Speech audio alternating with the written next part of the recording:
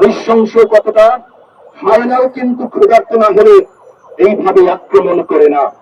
গতকালকে ক্ষুধার্ত হায়নার মতো আক্রমণ করেছে সন্ত্রাসী সংগঠন স্টুডেন্টস ফর সভরেনটি।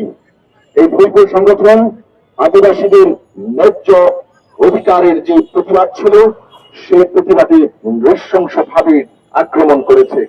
পরবর্তীতে তারা কপালে ব্যান্ডেজ বেঁধে, মাথায় নানা ধরনের ব্যান্ডেজ বেঁধে ওনারা যে রঙ্গমঞ্চ অভিনয়গুলো করেছে, আমরা মিডিয়ায় দেখেছি অভিনয়টা কত কাঁচা অভিনয়টা করেছে, আমরা দেখেছি। আমরা ধন্যবাদ জানাতে চাই সে মানুষদেরকে যারা বিপদ জেনেও, যে সাংবাদিক বন্ধুরা, বাঙালি বন্ধুরা আদিবাসীদের সাথে হাতে হাত মিলিয়ে, কাঁধে কাঁধ মিলিয়ে উচ্চ কণ্ঠে প্রতিবাদ জানিয়েছে। আমরা স্যালুট জানাই, লাল সালাম জানাই।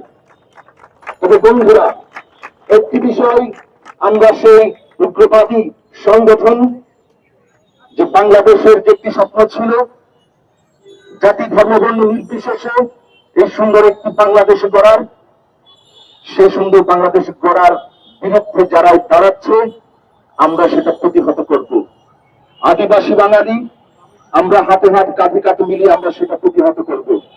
সংগ্রামী বন্ধুগণ, আমরা সেই সন্ত্রাসীদেরকে আমরা জানিয়ে দিতে চাই, আপনারা যত আমাদেরকে প্রতিরোধ করবেন, আমাদের ন্যায্য অধিকারের মধ্যে আপনারা যখন এসে প্রতিরোধ করবেন, আক্রমণ করবেন, আমাদের সেই চেতনার অগ্নিস্ফুলিঙ্গ তত শানিত হবে। আমি আর কথা বাড়াতে চাই না। আমাদের অনেক সহযোদ্ধা বন্ধুগণ আছেন, ওনারা ওনাদের হৃদয়ের রক্তক্ষরণের কথাগুলো ওনারাও আপনাদের মাঝে সহযোগিতা করবেন।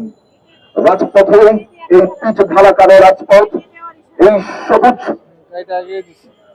বাংলাদেশ পতাকা লাল বৃত্তে আদিবাসীদের যে রক্ত মেখে আছে, রঞ্জিত হয়ে আছে, সেটাও স্বীকার করতে পারবে না রাষ্ট্র।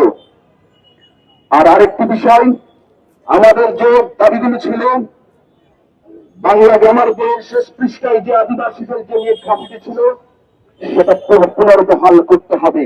আর আদিবাসীদের আদিবাসী হিসেবে সম্মানের সাথে সংবিধানে অন্তর্ভুক্ত করতে হবে। ধন্যবাদ।